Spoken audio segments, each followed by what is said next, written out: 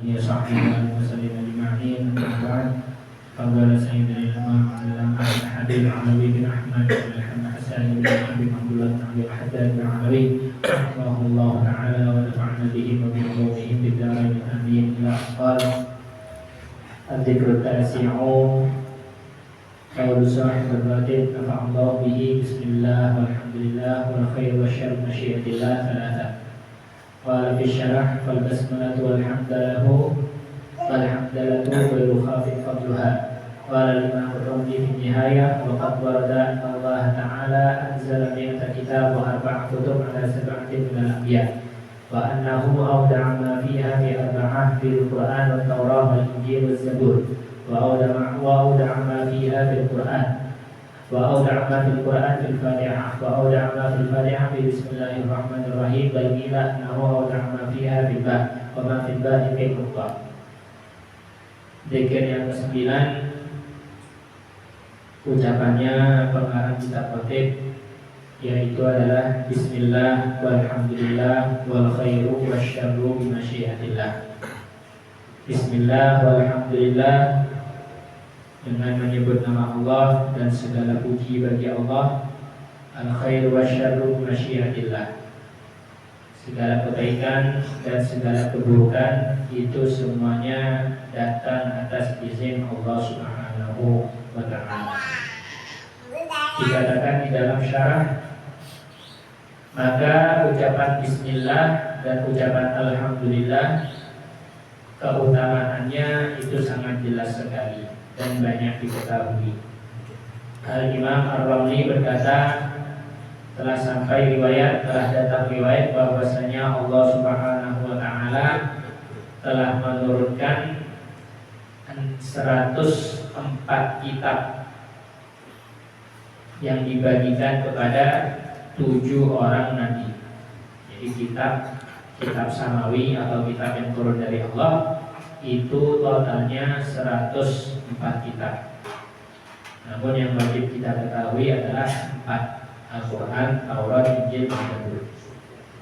Wa annahu awda'a ma fiha fi arba'ah, dan dari 104 kitab itu Allah titipkan keterangan-keterangannya di dalam 4 kitab, yaitu di dalam kitab Al-Quran, kitab Taurat, dan Injil serta Zabur.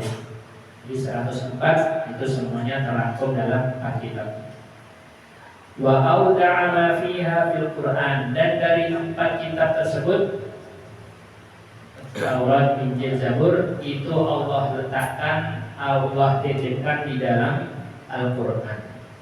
Wa awda'a ma fil Qur'an fil Fatihah, dan Allah titipkan semua yang di Al-Quran dari awal sampai akhir, Allah titipkan rahasianya di dalam surat Al-Fatihah. Wa awda'a ma fil Fatihah fi bismillahirrahmanirrahim, dan Allah titipkan semua dari ayat-ayat Al-Fatihah itu Allah titipkan di dalam ayat pertama, yaitu Bismillahirrahmanirrahim. Sehingga keutamaan lafaz Bismillah, Bismillahirrahmanirrahim. Kemudian dikatakan bahwasanya termasuk daripada yang diamalkan oleh orang-orang salaf ketika mereka sholat membaca Al-Fatihah, mereka menyambung ayat Bismillahirrahmanirrahim dengan Alhamdulillahirabbil alamin, sehingga bacaannya dengan bacaan wasal. Wasal itu menyambung. Contohnya Bismillahirrahmanirrahim Alhamdulillahirabbil alamin. Yang mimnya bukan sukun. Kalau bacaannya tidak sambung atau terputus, mimnya diwaqaf. Jadi sukun Bismillahirrahmanirrahim, mulainya Alhamdulillahirabbil alamin. Ini ada bacaan yang terputus-putus. Yang diamalkan oleh para ulama salaf, dan termasuk ada rahasia di balik itu, yaitu menyambung ayat Bismillah dengan Alhamdulillah di setiap rakaat salatnya. Jadi Bismillahirrahmanirrahim Alhamdulillahirabbil alamin. Ya, mimnya dibaca dalam sambung. Di bacaan Al-Quran Jika ingin baca cepat itu harus disambung wasal. Tidak boleh baca cepat. Bismillahirrahmanirrahim. Alhamdulillahirabbil alamin arrahmanir rahim maliki yaumiddin. Ini tidak, bukan diputus-putus. Kalau ingin menyambung bacaannya, artinya baca cepat, harus disambung harokat terakhirnya. Jadi harus diperhatikan bacaan atau harokat terakhir dalam Al-Quran. Kalau ingin bacanya cepat, tidak boleh disukun-sukun. Jadi harus disambung. Misalkan baca Al-Fatihah, menyambung Bismillahirrahmanirrahim Alhamdulillahirabbil alamin. Bismillahirrahmanirrahim Alhamdulillahirabbil alamin arrahmanir rahim maliki yaumiddin. Jadi disambung semua. Harokat dari huruf terakhir itu disambung semua. Ar-Rahmanir Rahim maliki yaumiddin iyyaka na'budu wa iyyaka nasta'in ihdinas siratal mustaqim. Ihdinas siratal mustaqim. Jadi jangan iyyaka na'budu wa iyyaka nasta'in ihdinas siratal mustaqim siratal ladzina an'amta 'alaihim. Kalau bacanya cepat harus diwasal, harus disambung. Cara menyambung bacaan yaitu dengan mengharokati huruf terakhir. Namun kalau repot ya sudah bacanya terputus-putus. Bismillahirrahmanirrahim. Ya. Artinya ada jeda di situ, ada wakaf, ada berhenti sebentar. Bismillahirrahmanirrahim. Alhamdulillahirabbil alamin arrahmanir rahim maliki yaumiddin iyyaka na'budu wa iyyaka nasta'in. Seperti itu. Jadi kalau ingin nyambung harus diharokati huruf terakhirnya. Nah ini dalam hukum bacaan Bismillahirrahmanirrahim. Adapun bacaan-bacaan Al-Quran lainnya juga menganut hukum yang sama. Apabila seseorang baca Al-Quran, membaca Qul huwallahu ahad, ini disambung Qul huwallahu ahadunillahus samad. Tanwin ketemu sukun, satunya harus non dibaca kasrah. Qul huwallahu ahad. Kalau ini disambung Qul huwallahu ahadunillahus samad.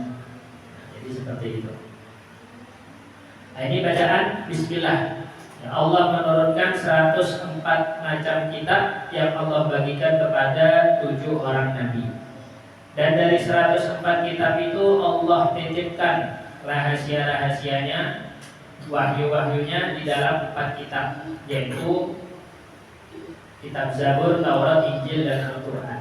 Dan dari keempat kitab itu Allah titipkan rahasia-rahasianya di dalam Al-Quran.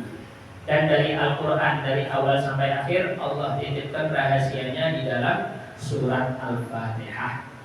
Ya, surat Al-Fatihah luar biasa untuk dibacakan.